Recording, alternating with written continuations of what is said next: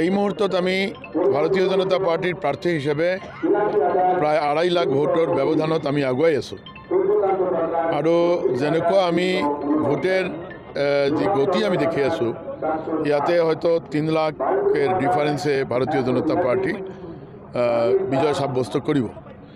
এই মুহূৰ্তত আমি ইয়াতে থিয় হৈ আমাৰ শিলচৰ লোকসভাৰ যিমান ভোটাৰ্স আছে ভোটাৰ ৰাইজ আছে তেওঁলোকৰ প্ৰতি আমাৰ শ্ৰদ্ধা জনাইছোঁ, আমাৰ কৃতজ্ঞতা জানাইছোঁ আৰ লগে লগে আমাৰ দলেৰ যিসকল বুথ স্তৰেৰ পৰা আৰম্ভ কৰি ৰাজ্যিক ৰাষ্ট্ৰীয় স্তৰেৰ নেতৃবৰ্গ তেওঁলোকক আমি আন্তৰিকতাৰে আমাৰ শ্ৰদ্ধা কৃতজ্ঞতা যাচিছোঁ।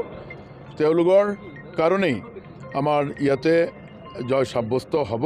আজিৰ দিনত এতিয়ালৈকে আমি হৈছে কথাটো ক'ব পৰা নাই, কাৰণ এতিয়াও প্ৰায় 3 লাখ ভোটেৰ কাউন্টিং বাকি আছে। কিন্তু যেনেকুৱা ভোটেৰ এটা ট্ৰেন্ড আপোনালোকক লক্ষ্য কৰিছে, প্ৰতিটা ৰাউন্ডত আমাৰ 30, 40, 50, 60 হাজাৰকেই আমি আগুৱাই আছোঁ। কাজেই ভাৰতীয় জনতা পাৰ্টিৰ জয় ইয়াতে নিশ্চিত হব আৰ আমি ইয়াতে থিয় হৈ আপোনালোকৰ জৰিয়তে আমি পৰম শ্ৰদ্ধাৰ শিলচৰ লোকসভা কেন্দ্ৰৰ ৰাইজক আমি শ্ৰদ্ধা যাচিছোঁ, কৃতজ্ঞতা যাচিছোঁ। দাদা জয় অলমোস্ট সাৰ্টিন হৈ গৈছে, এতিয়া নেক্সট স্টেপটো কি আপুনি কি ভাবিছে? কাছাৰৰ কাৰণে শিলচৰৰ কাৰণে আপুনি কি কৰিব? নিশ্চয় আমি কাছাৰৰ কাৰণে ভাৰতীয় জনতা পাৰ্টিৰ প্ৰাৰ্থী হিসাবে আমি ইয়াতে জয় সাব্যস্ত হওয়াৰ পাছতে, কাৰণ কাছাৰ আমাৰ ৰাজনীতি দীৰ্ঘদিনীয়া ৰাজনীতি, যদিও আমি এটা সমষ্টি কেন্দ্ৰিক আমি ৰাজনীতি কৰিছোঁ, ৰাজ্যৰ ভিতৰতে আমাৰ ৰাজনীতি সীমিত আছে।